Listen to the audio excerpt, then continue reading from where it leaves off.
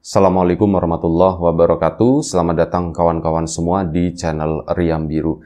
Terima kasih banyak untuk kawan-kawan yang sudah berkenan hadir di channel ini. Dan pada kesempatan kali ini ada satu cerita datang dari Mbak Rumi di Jogja. Mbak Rumi itu menceritakan tentang satu pengalaman horor yang pernah dialaminya sekitar tahun 2004. Nah, di tahun 2004 itu akses internet kan nggak semerata kayak sekarang gitu ya. Sekarang itu kampung-kampung itu banyak ini sarang laba-laba gitu kan, kotor banget dengan kabel-kabel itu ya, yang lumayan cukup mengganggu gitu. Itu kabel-kabel internet itu banyak banget. Kalau dulu boro-boro gitu ya, mau pasang aja itu susah banget. Apalagi Mbak Rumi itu ngekos di Jogja sana. Jadi aslinya bukan orang Jogja, merantau ke situ untuk belajar, untuk kuliah. Nah, ya mau ndak mau ngandelinnya itu warnet. Di tahun 2000-an tersebut, awal-awal tahun 2000-an itu warnet itu meriah banget. Lagi, ya bisnis warnet itu lagi basah-basahnya gitu ya. Rame yang jelas. Nah, ini salah satu pelanggannya itu adalah Mbak Rumi tadi. Sebenarnya dia itu takut awalnya. Ya pengen ke warnet gitu ya. Cuman karena kadang kan malam atau apa gitu, nanti pulangnya takut atau gimana. Sampai akhirnya pada suatu saat itu ada salah satu temannya Mbak Rumi tadi namanya Aryo. Dia sama-sama anak ngekos, cuman ya beda kos-kosan tentu saja. Dan kebetulan waktu itu Mas Aryo juga sering ke sana. Saat di kampus itu cerita, wah aku semalam begadang di warnet gini-gini. Yuk, kamu sering ke warnet yuk kalau malam? Iya, aku sering katanya. Yuk, aku ikut yuk, kata si Mbak Rumi ya. Ya udah, ikut-ikut aja. Tapi kamu sampai jam berapa yuk? Aku paling sampai jam 1, jam 2, kata si Mas Aryo. Waduh, malam banget yuk gitu. Emang kenapa? Ya aku jangan kemalaman lah, jam 12 gitu ya. Tapi aku ikut gitu. Lah kan kamu tinggal ke warnet, tinggal jalan keluar ser gitu. Iya, cuman aku takut, kata Mbak Rumi. Akhirnya sudah. Mas Aryo pun, Mbak Rumi pun menjelaskan alasannya ya. Ya aku pengen tapi cuman nggak sampai pagi banget begitu, sampai jam 2, paling jam 12-an. Yuk, aku anterin yuk katanya. Aku anterin, samperin gitu ya. Terus habis samperin, nanti pulangnya dianter katanya begitu. Akhirnya Mas Aryo pun, ya udah kalau kayak gitu.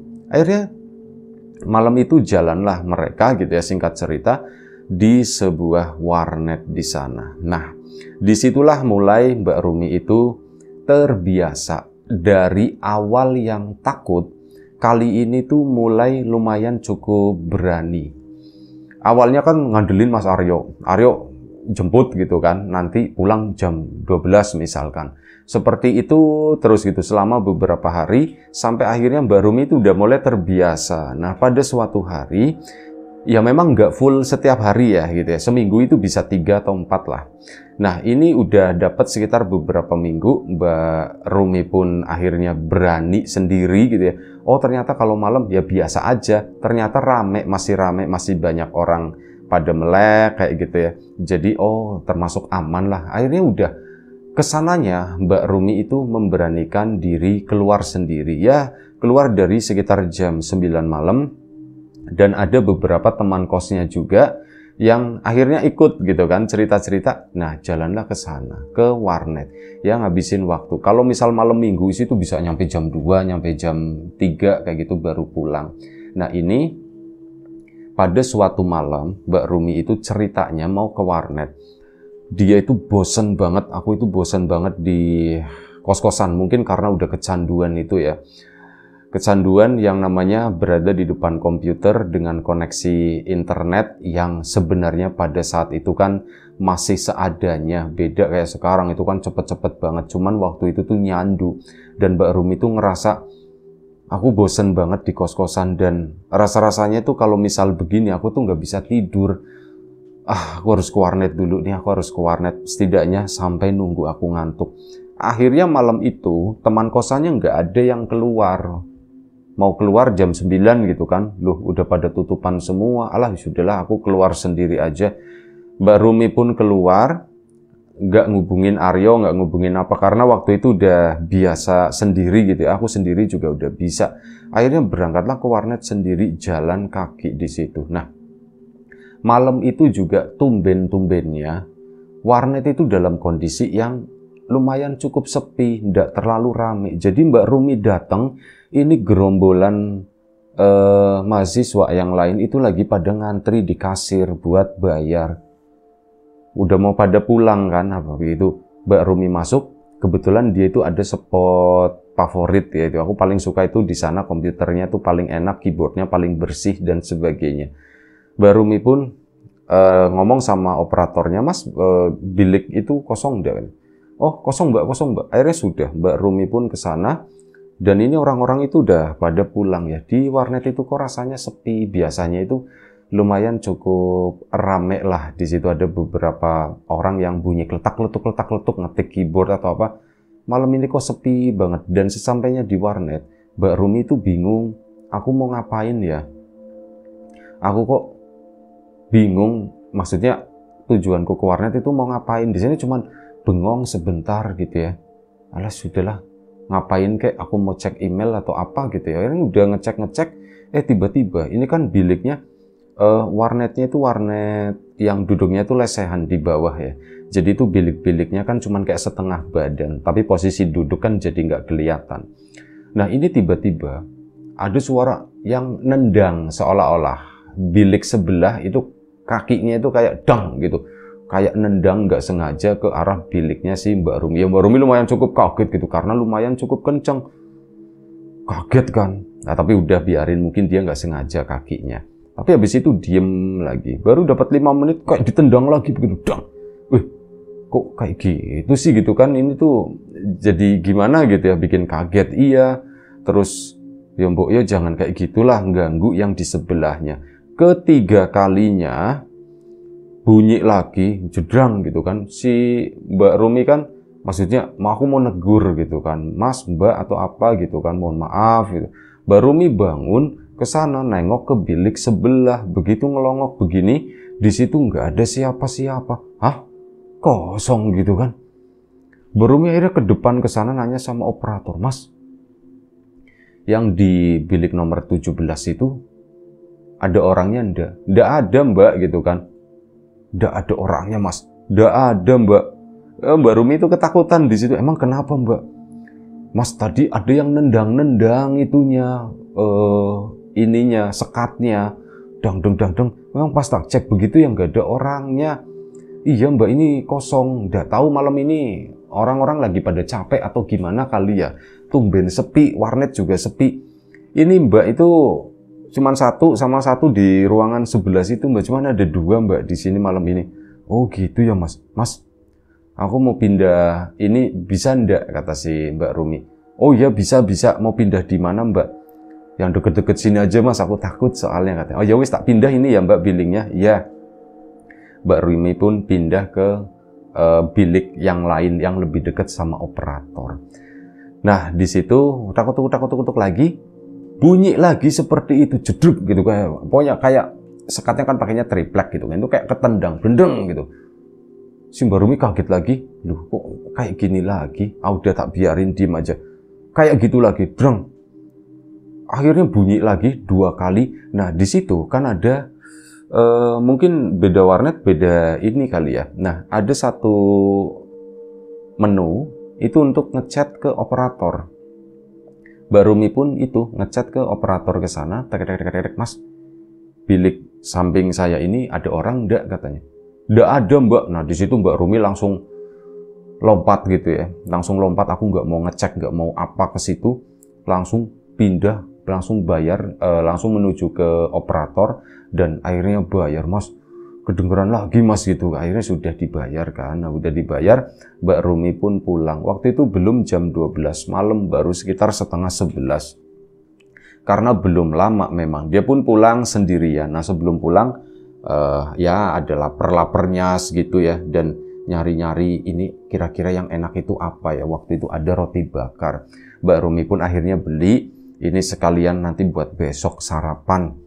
Belilah nasi bakar, roti bakar tersebut. Nah setelah selesai Mbak Rumi pulang, nenteng itu si roti bakar tersebut. Jalan ke sana, jalanan itu sepi banget, bener-bener sepi. Jarak ke kosannya mungkin sekitar 150 atau 200 meter, jadi masuk ke gang gitu kan. Di situ pun tumben malam itu sepi, warung yang biasanya masih buka di situ ini udah tutup. Mbak Rumi pun mulai agak sedikit takut dan mulai mempercepat langkahnya. Baru maju beberapa langkah, entah kenapa tiba-tiba perasaannya Mbak Rumi itu mengatakan, aku kok kayak ada yang ngikutin ya. Akhirnya apa? Mbak Rumi kan nengok ke belakang ke sana, berharap kosong gitu, berharap itu ndak ada. Tapi ternyata beneran ada yang ngikutin, dan yang ngikutin itu sosok yang menurutnya itu nggak wajar. Ada kayak ndak tahu laki-laki, ndak tahu perempuan, cuman dari wujudnya sepertinya itu perempuan. Ada seseorang, ada sesosok. Ini pakai pakaiannya itu hitam semuanya. Dia itu kayak pakai kerudung dari atas sampai bawah. Ini berdiri di tengah-tengah jalan di situ. Nengok, itu apa itu? Kayaknya bukan orang. Kok seperti itu pakai kayak kerudung begini memanjang. Terus ya mungkin di tengahnya tuh kayak dipegangin gitu ya. Ini cuman berdiri di situ doang. Mbak Rumi kan mempercepat langkahnya. Akhirnya, apa sih aku kok diikutin begitu? Jalan makin cepat. Ada kesempatan nengok lagi. Ya Allah, masih ini ternyata masih diikutin. Memang berjarak mungkin 20 atau 25 meter dan jalanan kebetulan lurus. Itu kan kelihatan banget. Itu masih diikutin aja. Terus ke sana lagi, lagi sampai deket kos-kosan. Mbak Rumi itu nengok yang terakhir kali. Sosok itu tuh masih ada di sana dengan jarak yang sama, dan akhirnya Mbak Rumi pun lari menuju ke kosan yang memang gerbangnya itu tidak pernah dikunci ya. Langsung selep menuju ke kamarnya di lantai 2. Masuk ke lantai 2 di koridor situ, sempat nengok ke bawah begini, sosok itu ada berdiri cuman di luar gerbang. Langsung buka pintu, tutup grep, ketakutan yang ada Mbak Rumi. Ini yang namanya roti bakar yang tadi kayaknya tuh enak banget. Rasanya tuh macem-macem. Ada stroberinya, ada selai nanasnya, ada coklatnya. Narator juga jadi lapar ya membayangkan roti bakar kayaknya enak. Di sini tuh makin jarang orang jual roti bakar. Dulu itu beberapa tahun lalu itu lumayan cukup banyak. Cuman belakangan kayaknya nggak banyak gitu ya. Nanti malam coba ya gitu ya kawan-kawan. Ya, barangkali ada yang jual roti bakar di sana. Mari kita makan roti bakar sama-sama nanti malam. Kalau siang susah, nggak ada yang jualan.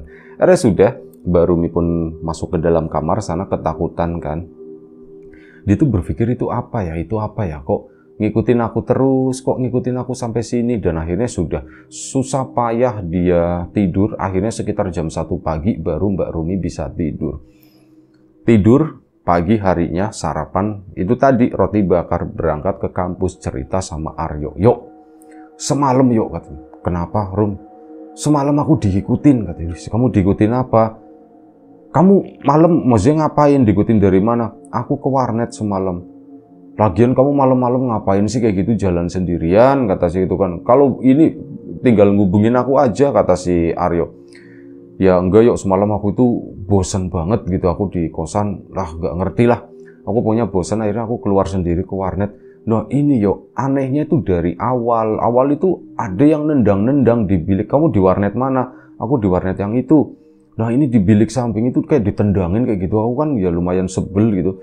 Pas tak tengok nggak ada, nanya operator di situ kosong. 2 bilik yuk aku pindah yuk. Sama kejadiannya seperti itu kata Mbak Rumi. Dan akhirnya udah aku pulang kan, takut juga. Dan pas di jalan habis beli roti bakar, aku diikutin yo. Bentuknya kayak gimana Rum? Aku nggak ngerti. Tapi itu kayaknya cewek pakai kerudung panjang, warnanya itu hitam semuanya katanya. Serem juga Rum. Udah Rum, kamu nggak usah keluar malam-malam dulu. Ya aku nggak akan keluar malam-malam dulu.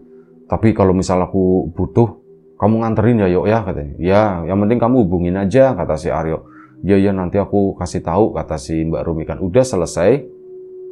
Pulanglah Mbak Rumi kan ke kamarnya ke sana. Pulang kuliah langsung masuk pulang ke kosan di situ. Mbak Rumi itu buka pintu. Nah, begitu buka pintu, dia itu kaget banget, kaget bukan main. Dia sampai lompat ke belakang setelah apa? Di dalam kamarnya itu kan keramiknya warnanya putih ya, keramik standar kosan seperti itu. Dibuka, itu apa ya? Ternyata apa? Semut. Kayak Ya nggak semuanya sih, tapi itu termasuk banyak banget. Itu ada semut-semut hitam.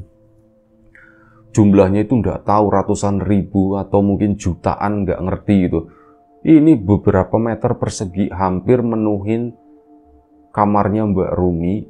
Itu banyak, bukan main gitu ya. Dan ini menuju ke salah satu sudut, itu sudut kamarnya, ke sana menuju ke atas. Nah ini di bawah di lantai itu, di samping kasurnya itu udah penuh banget sama semut itu.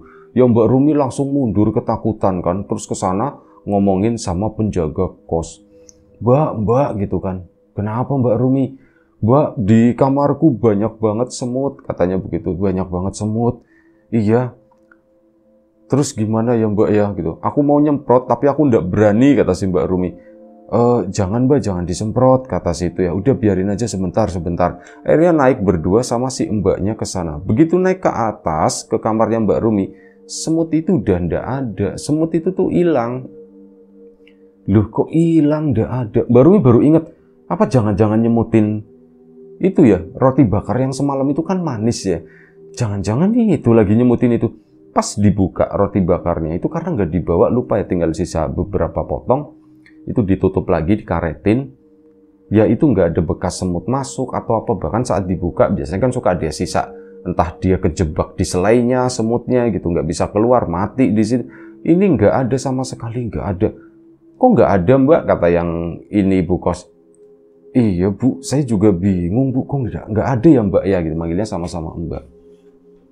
Kok nggak ada ya Mbak ya, sumpah Mbak tadi tuh aku begini-begini. Oh mungkin perasaan Mbak Rumi aja kali, katanya.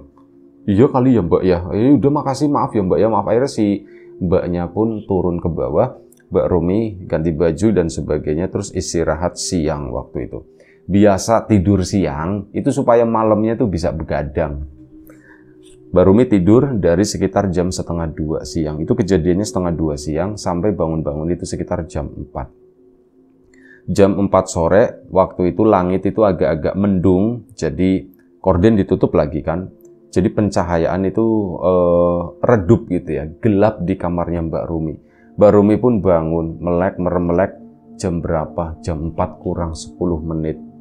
Merem dulu sebentar gitu kan. Sampai akhirnya Mbak Rumi itu ngerasain ada sesuatu yang, ini kayaknya digigit nyamuk deh, gatelnya tuh. Ada sesuatu yang, apa namanya? Sesuatu yang bikin geli kakinya Mbak Rumi.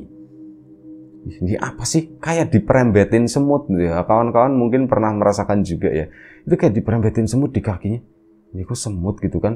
Terus apa? Kayak ada beberapa ekor di sana. Mbak Rumi kan akhirnya bangun. Begitu bangun nengok ke lantai. Kasurnya Mbak Rumi itu di bawah pakai kasur lantai begitu, nggak pakai ranjang kan. Nah begitu nengok ke bawah itu ke karpet. Terus ada sisa-sisa yang cuman kelihatan keramiknya langsung gitu. Di situ semut itu kayak semalam. Banyak bukan main, dan semutnya itu ternyata gede-gede kayak semut hitam yang besar-besar itu loh. Kalau yang merah semut rangrang gitu ya, ukuran semut-semut seperti itu loh. Itu gede banget ya Mbak Rumi, shock, takut, mana waktu itu kan gelap atau gimana, langsung lari, yo itu lompat-lompat lah pokoknya. Ini mungkin ada yang keinjek atau gimana ya. Nyalain lampu, cedrak. Begitu lampu dinyalain, semut itu hilang. Dari situ Mbak Rumi mulai yakin. Aku yakin ini bukan kebetulan. Aku yakin pasti ada sesuatu yang terjadi nih di sini. Kira-kira apa ya? Aku mau ke tempatnya Aryo. Aku mau cerita gitu kan. Akhirnya Mbak Rumi pun ke sana, ke tempatnya si Aryo. Yo, Aryonya habis main bola waktu itu. Kenapa Rum? Yo, aku mau cerita gitu. Ya bentar aku mandi dulu, kata si Aryo. Nggak usah, kelamaan, kata si itu. Aku mau cerita yuk, dan ini tuh serius ya. Kenapa? Aku kan udah cerita yang tadi, yang semalam ada semut itu loh. Terus aku diikutin. Ya, aku tadi aku tidur siang aku ngelihat semut ngelihat semut itu lagi gitu kan. Ya udah aku langsung ke sini gitu. Pantesan ya mungkin, belum mandi Rom. Ya belum lah, kata si Rom. Aku langsung ke sini. Itu sumpah serem banget. Udah, aku ceritanya segini aja. Kamu mandi dulu, terus nanti anterin aku ya, katanya. Anterin apaan? Anterin aku pulang ke kosan, kata si Mbak Rumi. ngapain gitu kan, aku mau mandi. Ih, terus kamu mau tak mandiin, kata si Aryo. Ya enggak lah, kamu nunggu, katanya begitu kan, kamu nunggu di depan, pintunya dibuka, kata si Mbak Rumi. Ya udah kalau kayak gitu, Mas Aryo itu memang lempeng aja gitu ya, dia tuh bukan yang gimana-gimana, tipenya bukan yang coba mengambil kesempatan dalam kesempitan kayak gitu tuh enggak. Makanya Mbak Rumi nyaman dengan Aryo tadi. Orangnya juga ya kayak gitulah, agak-agak sedikit ya kalau orang Sunda bilang itu bodor gitu ya. Orangnya tuh konyol, suka bercanda dan sebagainya. Disitulah makanya Mbak Rumi itu nyaman. Ini aku kenal sama beberapa teman cowok, cuman Aryo doang ini yang paling selengean gitu ya. Aku itu kayak nggak ada harganya di mata Aryo. Tanda kutip nggak ada harganya ya. Tapi di satu sisi justru Aryo itu sangat respect, sangat ngormatin aku gitu. Itulah yang bikin Mbak Rumi ada apa-apa, udahlah aku ceritanya ke Aryo, minta tolongnya ke Aryo seperti itu. Akhirnya sudah, Mas Aryo pun mandi. Yuk, 3 menit katanya begitu. Ya 3 menit, aku baru buka celana gitu kan. Kamu nggak tahu ya, dibecanda-becandain sama si Aryo. Aku itu nggak main 3 menit. 3 menit itu baru buka celana, nyiram sabunannya 2 kali, 3 kali. Kalau kelamaan yuk, pokoknya katanya pokoknya. Ya. Akhirnya ke sana, beneran 3 menit Aryo itu udah keluar gitu ya. Katanya mandinya lama, kata si Mbak Rumi. Ya kamu bilang katanya 3 menit. Ya udah 3 menit gitu. Mbak Rumi pun cuman ketawa. Udah Mas Aryo pun akhirnya pergi nganterin Mbak Rumi, itu udah menjelang maghrib ya, ke sana menuju ke kosan. Nah saat menuju ke kosan, memang nggak boleh cowok itu naik ke atas gitu. Mbak Rumi akhirnya ngomong sama si mbaknya, Mbak, ini temanku Mbak, namanya Aryo, teman sekelas, dan aku minta tolong Aryo. Soalnya begini Mbak, tadi itu begini Mbak gitu kan. Mbaknya kalau mau ya udah nemenin saya di atas. Diceritain apa adanya benar-benar sama Mbak Rumi, atau ya ini saya sengaja Mbak minta tolong sama teman saya ini buat nemenin saya tuh mandi, nanti dia nunggu di teras di luar di situ. Oh ya sudah Mbak, kalau kayak gitu Mbak nggak apa-apa gitu kan, nggak apa-apa, yang penting jangan masuk ya Mbak ya. Iya. Akhirnya sudah, si Mas Aryo pun beneran nunggu di teras di sana sambil ngerokok gitu kan. Si penjaga kosnya itu dari bawah itu ngelongok begini gitu kan, yang ngeliatin si Mas Aryo-nya. Akhirnya sudah, Mbak Rumi pun mandi, nggak lama, paling sekitar 5 menit udah selesai yuk, turun yuk, kata si Mbak Rumi, karena nggak enak ya. Akhirnya udah Mbak gitu kan, saya udah mandi, ini teman saya juga ini udah selesai nemenin saya, sekarang saya mau keluar dulu, katanya begitu. Oh iya ya, hati-hati ya Mbak ya. Mbak Rumi itu, si penjaga kosnya itu ngomong, Mbak, kok bisa ya Mbak ya, katanya begitu. Bisa apa Mbak? Itu kamarnya Mbak ada semutnya banyak, katanya begitu, kata si itu. Loh saya juga nggak tahu Mbak gitu kan. Mbak barangkali ada siapa gitu, orang pinter atau apa yang bisa bersihin kamar saya, katanya. Aduh saya nggak tahu, kata si itunya. Ya sudahlah, saya mau pergi dulu. Akhirnya pergilah sama si Mas Aryo. Malam itu dari sore hari mereka makan, ya jadinya kayak kencan gitu, cuman jalan berdua, makan di mana, terus sudah selesai, yuk warnet yuk, katanya. Ya udah yuk ke warnet yuk, tapi jangan kemalaman lah, room, katanya. Ya sampai jam berapa, jam 10 aja, kata si Aryo. Akhirnya sudah, mereka berdua ke warnet sana sendiri-sendiri gitu ya, biliknya sampai sekitar jam 10. Nah jam 10 malam mereka keluar. Si Mas Aryo kan nganterin Mbak Rumi itu pulang ke kosan, tapi di situ, aku kok takut ya, Rum jangan cari masalah, kamu sebenarnya cuma mau nginep di kosanku kan, kata si Aryo begitu. Enak aja, kata si Rumi. Enggak lah, katanya. Ya memang iya, kosanku juga ndak boleh diinepin sama cewek. Terus maksudnya gimana ini, kata si Mas Aryo kan. Aku takut gitu ya, aku dinepin di rumah siapa dulu gitu ya, katanya. Waduh, kemana ya Rum ya? Ya udah, mending kemana ya gitu ya? Aduh bingung, aku ke kosanku ndak mungkin. Apa mau di tempatnya Nela, katanya begitu kan? Nela, gak apa-apa di situ Ya enggak, terserah, kamu kan akrab enggak sama dia? Aku nggak terlalu akrab yes, angel ya, kata si Mas Aryo, nggak ada pilihan. Ya wis, ke rumah Pak Deko aja gimana? Emang rumah padekmu di mana? Rumah padekku di situ, sejam lah dari sini. Tapi nggak apa-apa yuk. Ya udah, mau gimana lagi? Nanti gampang aku tak jelasin. Akhirnya apa? Dibawa ke sana, ke rumah padeknya si Mas Aryo. Nggak disangka-sangka, bener-bener nggak disangka-sangka. Mas Aryo sama Mbak Rumi berboncengan sampai di depan rumah padeknya. Padeknya Mas Aryo itu udah nungguin di depan di situ. Mas Aryo kan, aduh, dia udah di depan gitu, ini gimana ceritanya nanti aku cara nyampeinnya. Udah parkir di situ, berhenti. Akhirnya turunlah Mas Aryo. Pade gitu kan. Oh iya, ayo udah tak tungguin, kok baru tiba. Yuk, Mbak Rumi salim dulu gitu ya. Yuk, tungguin yuk. Emang kamu ngabarin sama Pade? Enggak, aku nggak ngabarin sama sekali katanya. Ya udah, duduk sini, duduk sini. Sini Nduk, kata si itu ya. Sini duduk di sini. Akhirnya duduk di situ. Nah, padeknya ini usianya udah sepuh karena ibunya Mas Aryo itu anak terakhir. Sementara padeknya ini anak pertamanya. Jadi jaraknya tuh lumayan cukup jauh sama ibunya Mas Aryo. Belasan tahun gitu ya. Nah, udah duduk di sana, duduk di teras. Si padeknya tadi, nun sewu ya katanya. Padek mau ngeliatin dulu sebentar. Ini diliatin gitu. Mbak Ruminya malu gitu kan. Asem, Aryo, kok bawa aku ke tempat beginian? Ini beneran padeknya tuh bukan gitu ya. Tapi padeknya cuma diem aja ngeliatin gitu. Mbak Rumi, oh iya ya, ndak apa-apa Mbak, katanya. Ndak apa-apa Nduk. Nah, manggilnya apa ya? Lupa, manggilnya Mbak kali ya. Ndak apa-apa Mbak. Pade, aku mau minta maaf katanya. Minta maaf apa yuk? Malam ini aku mau bawa teman saya nginep di sini, Pade. Iya, ndak apa-apa, kata padeknya. Pade udah tahu katanya. Udah, ndak apa-apa. Itu udah disiapin sama budekmu. Nanti bentar lagi budekmu juga keluar. Akhirnya budenya beneran keluar. Udah nyiapin kamar buat Mbak Rumi. Mbak Rumi pun kaget gitu kan. Yuk, kamu cerita sama Pade atau enggak? Enggak, aku enggak cerita sama sekali. Padeku emang orang aneh, kata Mas Aryo. Ya, padeku tuh emang orang aneh. Ya begitu.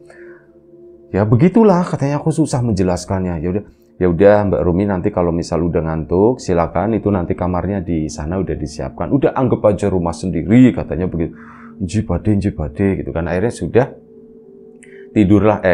Sebelum tidur Mbak Rumi pernah masuk ke kamar dulu ke sana kan. Mas Aryo itu masih duduk sama padeknya. Dan gak lama setelah itu si Mas Aryo dikasih minum. Yuk, ini buat temanmu, katanya. Oh iya Pade. Mas Aryo pun kebingungan waktu itu. Akhirnya dikasih minum. Nih Rumi, ini buat kamu, katanya, dari Pade. Apa yuk ada ini ya, jambi-jambinya. Ya sih nggak ngerti, pokoknya diminum aja.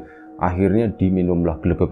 Begitu diminum, cuman Mbak Rumi doang yang merasakan gulu leher gitu ya. Leher itu gatel banget, kayak ada yang merambat itu dari luar masuk ke dalam. Seolah-olah ini air ini tuh berubah jadi semut, kata Mbak Rumi. Itu gluk. Sampai teriak-teriak begitu kan. Wah, si Mas Aryo-nya panik. Pade, kenapa itu Pade? Kasih racun Pade. Racun gimana? Itu lagi bereaksi, kata padeknya itu begitu. Pade itu kenapa? Udah ndak apa-apa, itu ndak apa-apa. Dan beneran si Mbak Rumi itu, yang ini dari point of view-nya, dari sudut pandangnya Mbak Rumi ya. Dia tuh merasa ada yang masuk, itu turun ke bawah ke sini, ke kaki. Nah, semua itu keluar dari ujung jempolnya si Mbak Rumi. Itu keluar semut semua, jumlahnya itu ada ribuan, kata Mbak Rumi. Sampai dia tuh kejer-kejer begini saking takutnya gitu kan. Ya tolong ya, dipegangin sama Mas Aryo, dipegangin sama budeknya juga. Nggak apa-apa Mbak, nggak apa-apa. Mas Aryo nggak ngelihat apapun, itu cuman Rumi. Nah, sampai kurang lebih sekitar 5 menit udah selesai. Mbak Rumi pun ditenangkan. Udah nggak apa-apa. Rum, kamu ngelihat apaan Rum? Semut semut keluar dari kakiku katanya. Pade, kenapa sih Pade? Nggak apa-apa, kata si padeknya. Udah, tenang aja. Jadi begini, ya ngobrolnya jangan di kamar gini ya. Gerah, kata padeknya. Akhirnya ngobrol di ruang tengah di situ. Nah, di sana padeknya itu menjelaskan. Jadi begini, Nak Rumi. Kalau Pade bisa salah, tapi ya ini yang setidaknya yang Pade lihat dari apa yang terjadi dengan kamu. Kamu itu lagi terkena sesuatu, tapi Pade ndak mau ngasih tahu siapanya. Tapi apanya boleh tak kasih tahu. Iya Pak De, kenapa Pak De? Ini di keluargamu itu lagi ada konflik. Dan ada salah satu dari orang-orang tersebut itu yang mengirimkan sesuatu yang tidak baik ditujukan ke kamu. Tujuannya itu tidak lain tidak bukan adalah supaya kamu ndak betah kuliah. Supaya kamu ndak, ya belajarnya nggak beres. Terus nanti habis itu kamu pulang, kamu gagal. Kata Pak De itu begitu. Hah? Begitu ya Pak De? Iya. Termasuk juga ini kamu kebiasaan yang suka ke warnet atau apa malam-malam itu suka bosan sendiri. Terus bawaannya tuh pengen keluar. Ini juga bagian dari itu. Jadi seolah-olah semuanya itu kayak sudah diatur. Katanya. Oh begitu. Mbak Rumi pun jadi berpikir, iya ya. Kok aku belakangan itu kayak orang stres. Aku bawaannya kalau malam itu pengen keluar terus yo. Katanya begitu. Si Mas Aryonya cuman menghela nafas gitu. Dan akhirnya sudah. Mbak Rumi pun melanjutkan. Aku kayak orang kayak gitu yuk. Makanya malam-malam udah tahu aku bawanya pengen ke warnet aja. Sampai ke warnet juga aku nggak ngapa-ngapain. Dan belakangan itu pulangnya seperti itu. Aku ada yang ngikutin sama aku tuh ngelihat semut. Kata si Mbak Rumi. Aku takut yuk gitu. Sudah nggak apa-apa Rum. Terus gimana Pak De? Ya itu. Alhamdulillah udah keluar apa yang udah dimasukkan ke Nak Rumi ini udah dikeluarkan lagi, udah dikembalikan ke sana.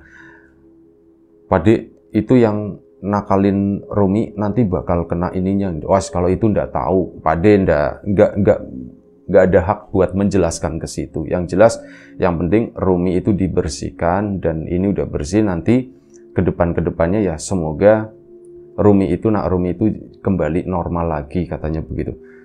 Tuh kembali normal berarti kamu ndak normal Rum gitu kan. Enak kok juga normal apanya. Ketawa begitu kan Mas Aryo. Memang seperti itu. Dan di saat itu juga Mbak Rumi pun merenung gitu ya. Setelah selesai gitu ya disuruh istirahat, Mbak Rumi itu merenung. Di antara semua orang yang aku kenal, terutama di Jogja itu, kok cuma Aryo ya yang menunjukkan kepedulian kata situ ya. Nah dari situ juga Mbak Rumi entah kenapa aku jadi nyaman sama Aryo gitu ya. Dan ya ndak tahu gitu ya, aku jadi suka aja sama Aryo. Dan akhirnya sudah hal itu momen kedekatannya Mbak Rumi sama Mas Aryo pun, Mas Aryonya sendiri itu cuek katanya begitu.